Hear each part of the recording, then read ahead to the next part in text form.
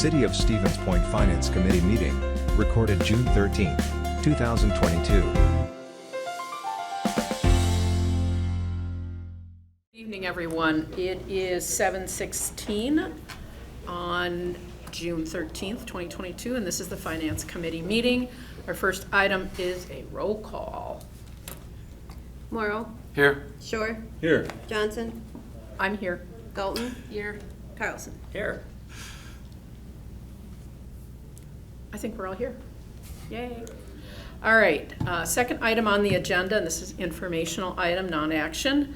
It's discussion on financial obligation terms and prohibited use of the $3.5 million STP grant, and I violated my own rule. I used an acronym in the agenda. My sincere apologies. So you should never do that. The reason this is on the agenda, and I think it was outlined in the memo, I've had a number of people ask me, and they say, well, I've heard this and that. I figured, Director Badoon had put together the email in response to a question from Alder Slawinski, and let's get it on the record because we do have two new council members, and I want to make sure we're all on the same page, because as a grant administrator myself, I know when you mess up, they don't like that. So if you would, Director, please. Certainly. I guess this will be otherwise very brief, because I don't want to get into the weeds of things. We can easily get there, and then it becomes a question, is this, and then or is it that? So to try to keep this at a high level, and I will refer back to the email responding to Alder Slawinski's. I think that's probably even today the most succinctly way I can put this together and keep it at that level without trying to get through individual ideas that people may have. The way we got this grant is we put together the application. The application identified, within it, what are the issues that we have, and then how are we planning to deal with those? What is our solution to those?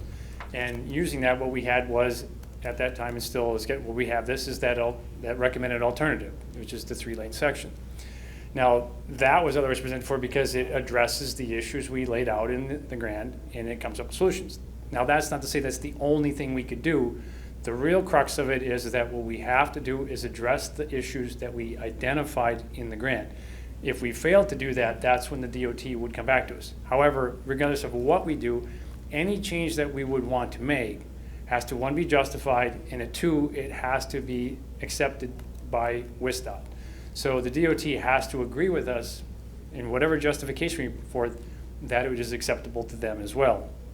Now within there, we actually have a lot of potential, leeway. When we went through that design, we didn't identify, in great detail all the aspects of things. It is an overview of what it is to address, the concerns we raised up. So, changes in dimensions of things would otherwise, generally be fine.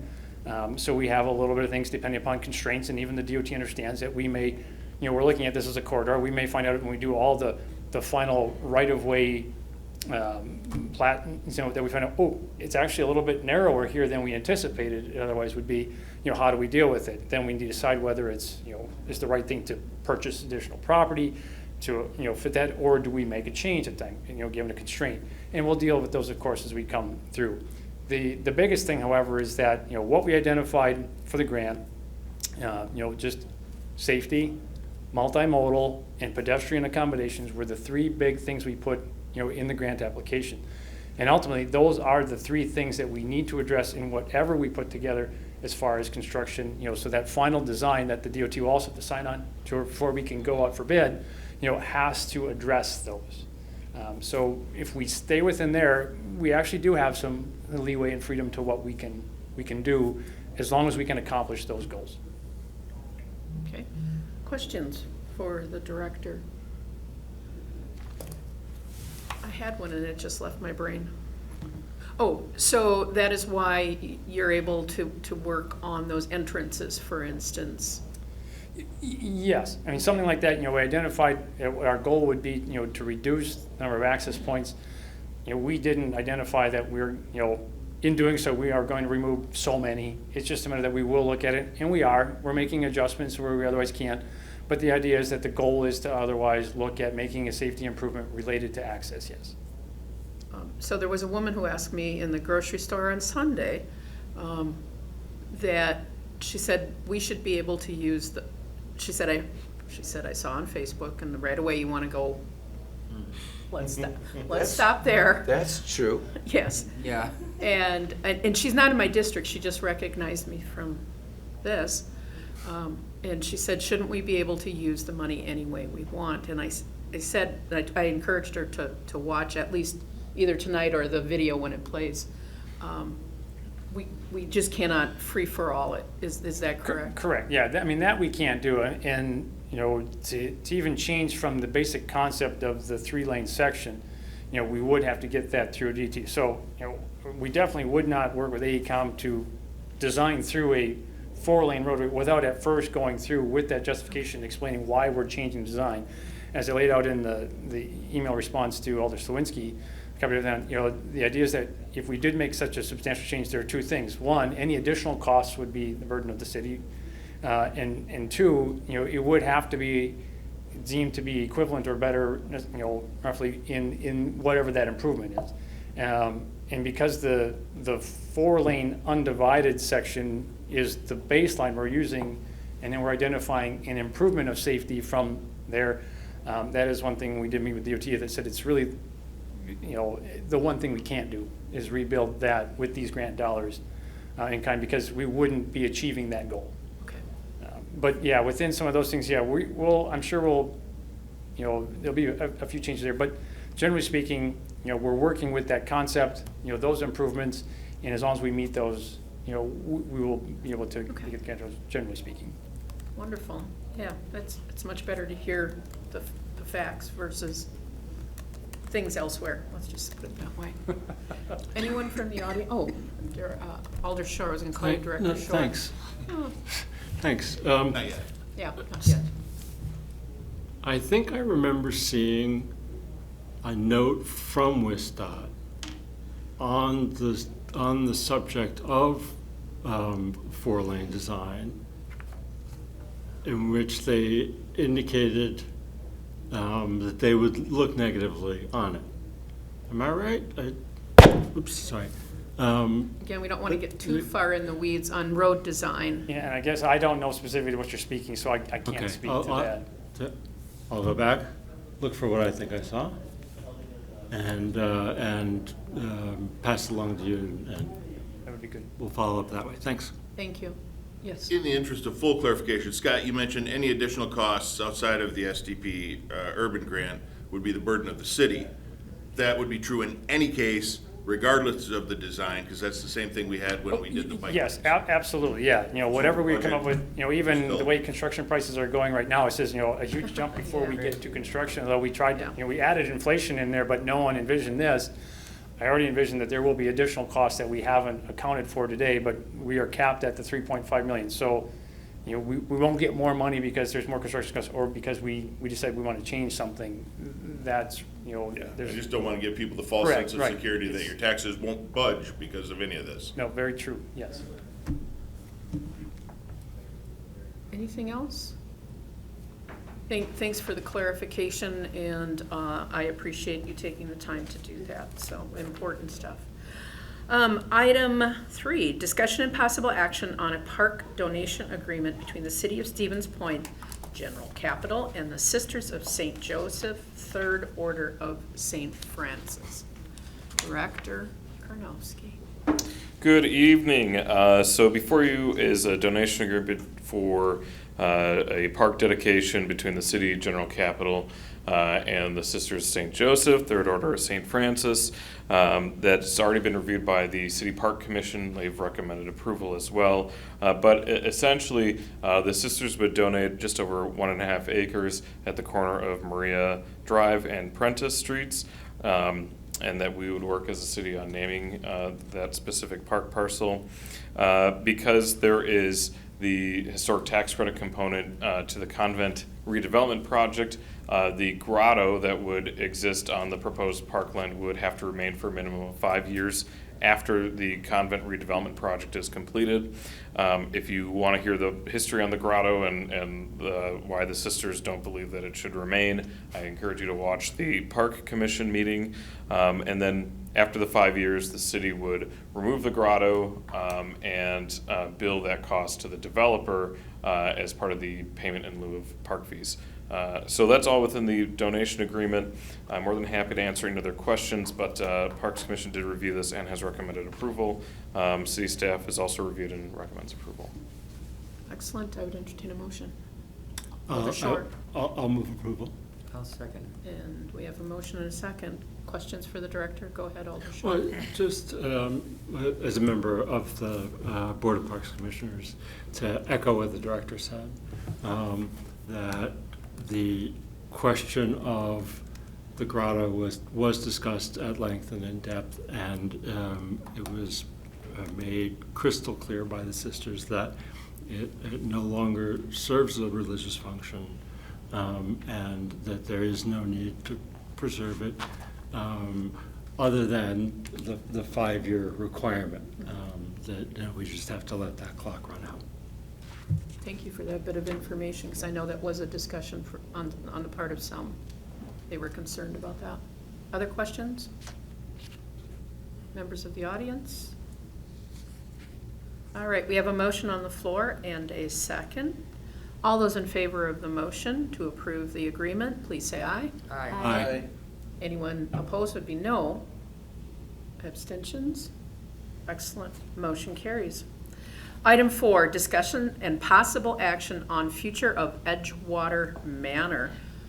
I guess you just stay right there. Thank you. As the alders should be well aware, Edgewater Manor was vacated in mid-April ahead of the imposed deadline of I think it was May 6th to vacate the property for the existing tenants.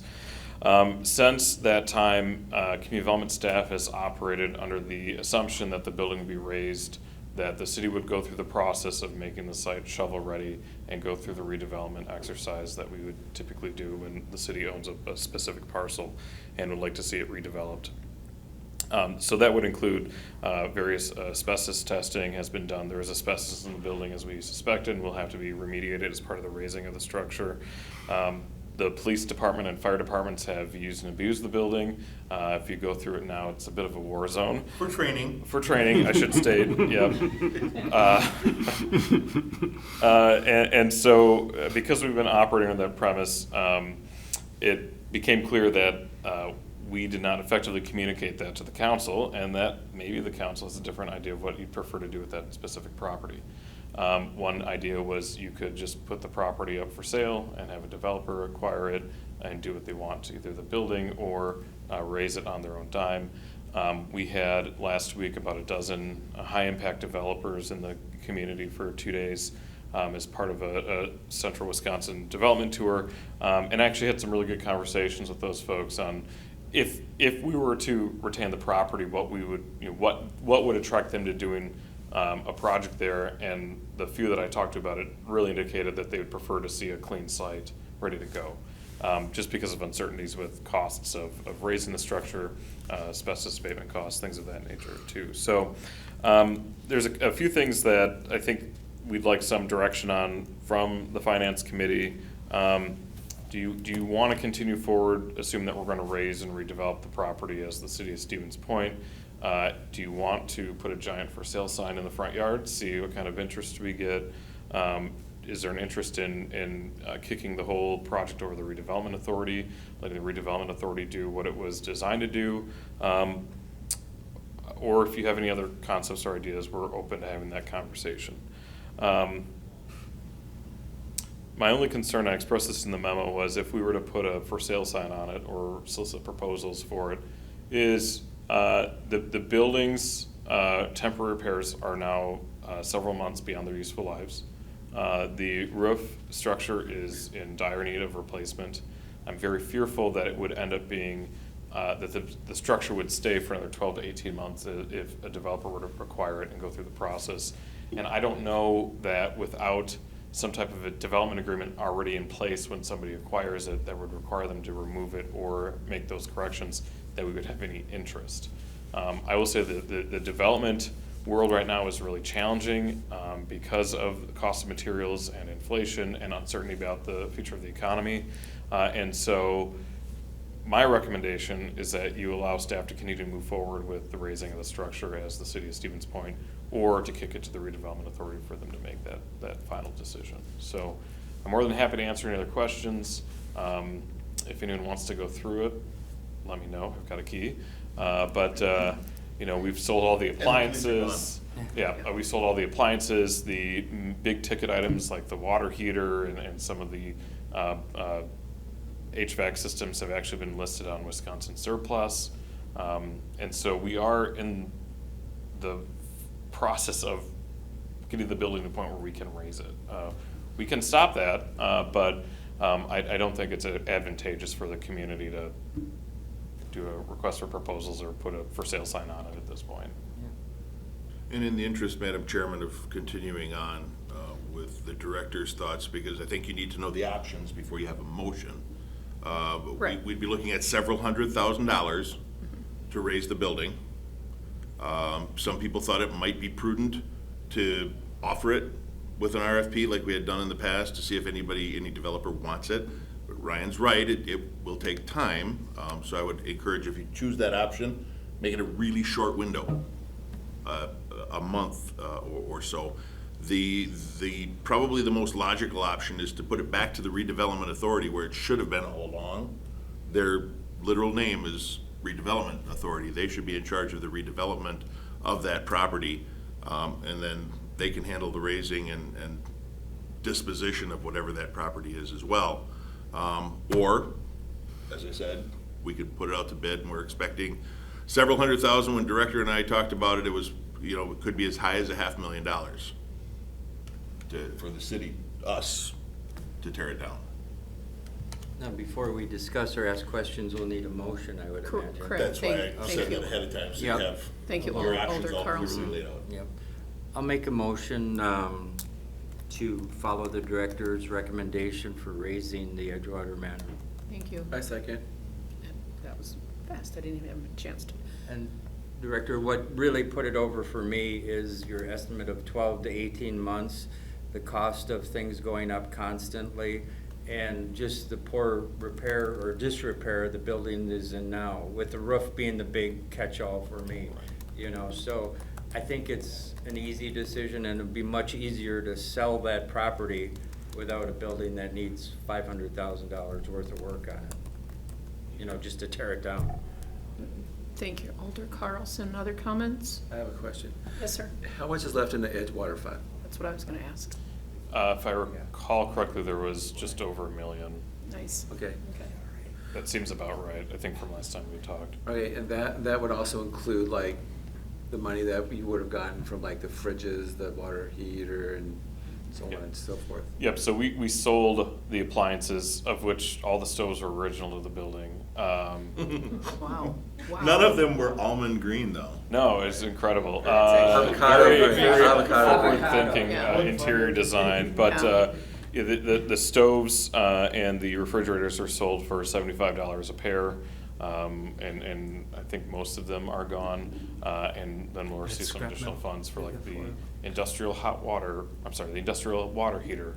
To make it hot. It's not a hot water heater. No, it's not. My inspectors always get me on that, so. It's a boiler. Isn't Yeah, it's a very large water heater. It looks like a residential unit, but it's, 3 times the size. And various other things, carpet cleaners and miscellaneous big ticket items.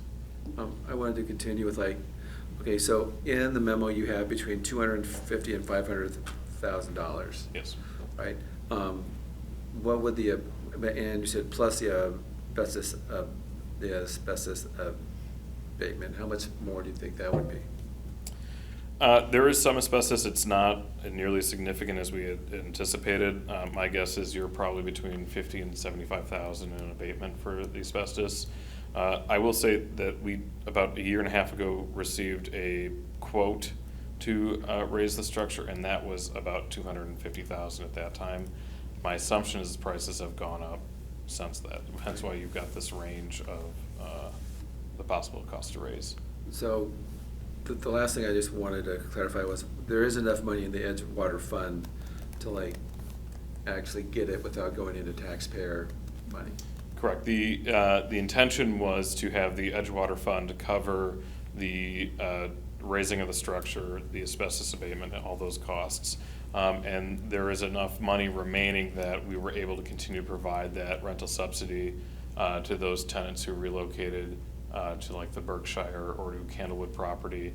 And we've actually paid the relocation fees and the costs for the social worker that we had hired last year out of the Edgewater Fund, and there's enough remaining to comfortably continue to provide those services as long as necessary.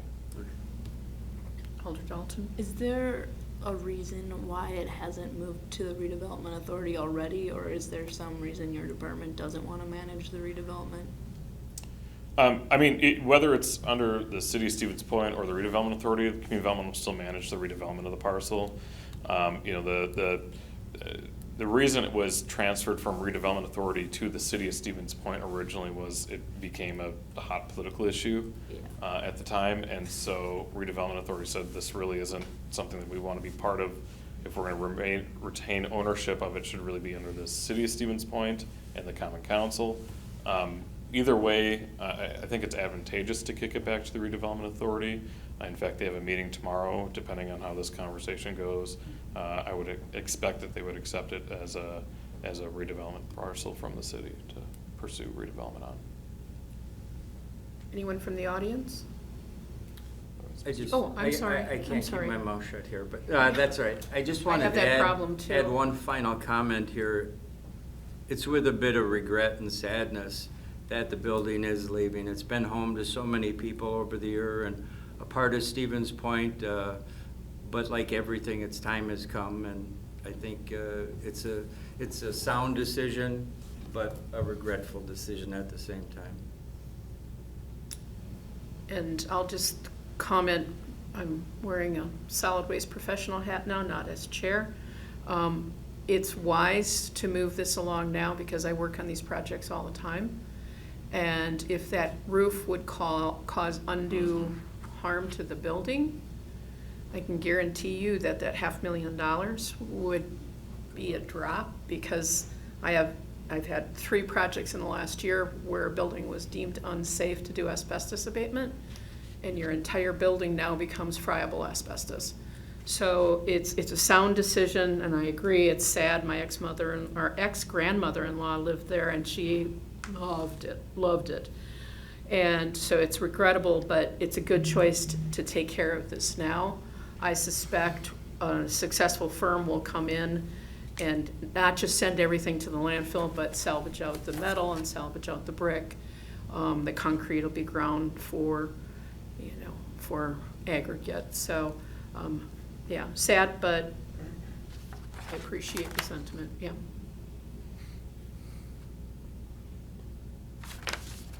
All right, we have a motion on the floor and a second. All those in favor, please say aye. Aye. Aye. Anyone opposed would be no. Abstentions? Motion carries. And Chair, just for Yep. staff's clarification, the motion, more or less, was to have the city council be the redevelopment group in this specific At instance. this point, Okay. yes. Point, yes. Okay, thank you. Yes, you're welcome. Item 5, excuse me, approval of claims paid. I would entertain a motion to accept that. I move approval of the claims paid. Second. We have a motion and a second. Did anyone have any questions on all of the bills that have been paid? Excellent. All those, any questions from the audience? Nope, all righty. All those in favor, please say aye. Aye. Anyone opposed would be no. Abstentions? Motion carries. And item 6, adjourn into closed session, approximately 6:50. I don't know why we put that on, but it's 7:40. Pursuant to Wisconsin statute 19.85 (1) deliberating or negotiating the purchasing of public properties. the investing of public funds, or conducting other specified public business whenever competitive or bargaining reasons require a closed session on the following. A is a discussion on possible development agreement for the property located within tax increment finance district number 13. Discussion on possible development agreement on property located within tax increment district 10, number 10. Discussion and possible action on properties and other possible agreements of said property within the town of Hull. D, discussion of the terms of an agreement to provide fire protective services to the village of Park Ridge, all in one fell swoop. I'd entertain a motion. I move that we go into closed session. We have a motion. Is there a second? I second. We have a motion and a second. I believe we usually do a roll call. Yes. All right? Morrow, Yes. Shore, Aye. Johnson, Aye. Dalton, No. Carlson. Yes. Alrighty, it is 7:41. We will be going into closed session shortly. Thank you. We will adjourn in closed session at the, or open session at the discretion of the chair. It is 8:54. Thank you, everyone. A video of this meeting is available for viewing on the city's website, stevenspoint.com/videos.